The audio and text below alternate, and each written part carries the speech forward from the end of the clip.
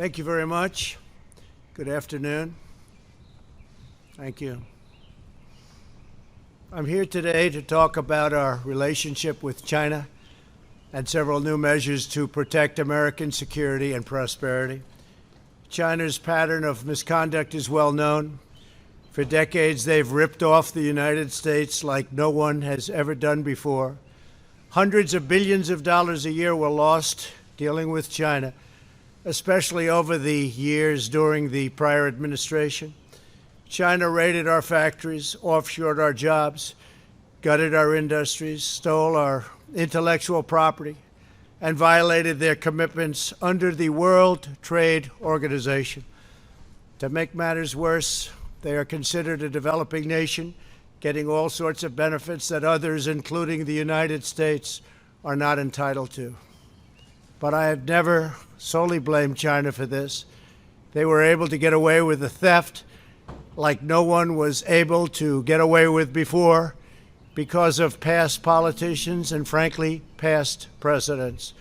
But unlike those who came before, my administration negotiated and fought for what was right. It's called fair and reciprocal treatment. China has also unlawfully claimed territory in the Pacific Ocean, threatening freedom of navigation and international trade. And they broke their word to the world on ensuring the autonomy of Hong Kong. The United States wants an open and constructive relationship with China, but achieving that relationship requires us to vigorously defend our national interests. The Chinese government has continually violated its promises to us and so many other nations. These plain facts cannot be overlooked or swept aside. The world is now suffering as a result of the malfeasance of the Chinese government. China's cover-up of the Wuhan virus allowed the disease to spread all over the world, instigating a global pandemic that has cost more than 100,000 American lives and over 1 million lives worldwide.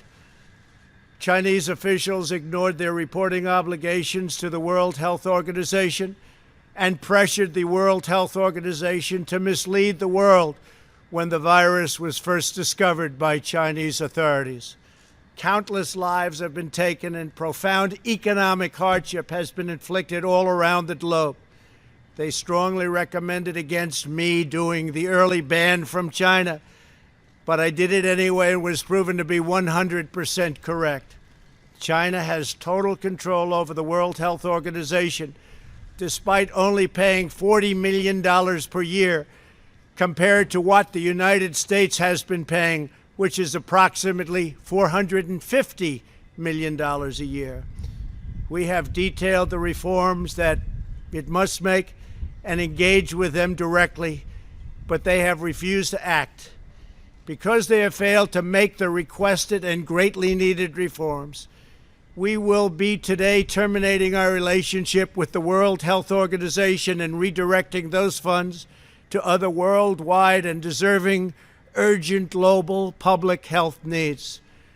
The world needs answers from China on the virus. We must have transparency. Why is it that China shut off infected people from Wuhan to all other parts of China? It went nowhere else. It didn't go to Beijing. It went nowhere else. But they allowed them to freely travel throughout the world, including Europe and the United States. The death and destruction caused by this is incalculable. We must have answers, not only for us, but for the rest of the world. This pandemic has underscored the crucial importance of building up America's economic independence, reshoring our critical supply chains, and protecting America's scientific and technological advances. For years, the government of China has conducted illicit espionage to steal our industrial secrets, of which there are many. Today, I will issue a proclamation to better secure our nation's vital university research and to suspend the entry of certain foreign nationals from China who we have identified as potential security risks. I am also taking action to protect the integrity of America's financial system, by far the best in the world. I am instructing my Presidential Working Group on Financial Markets to study the differing practices of Chinese companies listed on the U.S. financial markets with the goal of protecting American investors. Investment firms should not be subjecting their clients to the hidden and undue risks associated with financing Chinese companies that do not play by the same rules. Americans are entitled to fairness and transparency. Several of the most significant actions we're taking pertain to deeply troubling situations unfolding in Hong Kong.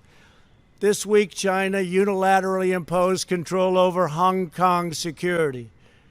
This was a plain violation of Beijing's treaty obligations with the United Kingdom in the Declaration of 1984 and explicit provisions of Hong Kong's Basic Law. It has 27 years to go. The Chinese government's move against Hong Kong is the latest in a series of measures that are diminishing the city's long-standing and very proud status. This is a tragedy for the people of Hong Kong, the people of China, and indeed the people of the world. China claims it is protecting national security. But the truth is that Hong Kong was secure and prosperous as a free society. Beijing's decision reverses all of that. It extends the reach of China's invasive state security apparatus into what was formerly a bastion of liberty. China's latest incursion, along with other recent developments that degraded the territory's freedoms, makes clear that Hong Kong is no longer sufficiently autonomous to warrant the special treatment that we have afforded the territory since the handover. China has replaced its promised formula of one country, two systems with one country, one system. Therefore, I am directing my administration to begin the process of eliminating policy exemptions that give Hong Kong different and special treatment. My announcement today will affect the full range of agreements we have with Hong Kong, from our extradition treaty to our export controls on dual-use technologies and more, with few exceptions.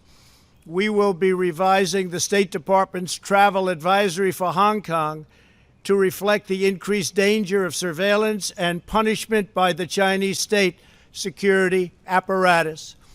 We will take action to revoke Hong Kong's preferential treatment as a separate customs and travel territory from the rest of China. The United States will also take necessary steps to sanction PRC and Hong Kong officials directly or indirectly involved in eroding Hong Kong's autonomy and just, if you take a look, absolutely smothering Hong Kong's freedom. Our actions will be strong. Our actions will be meaningful.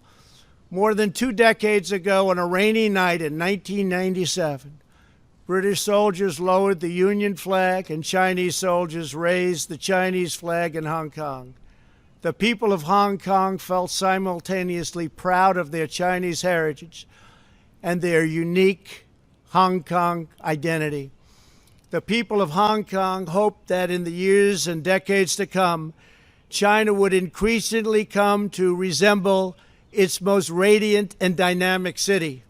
The rest of the world was electrified by a sense of optimism that Hong Kong was a glimpse into China's future, not that Hong Kong would grow into a reflection of China's past. In every decision, I will continue to proudly defend and protect the workers, families, and citizens of the United States of America. Thank you very much. Thank you.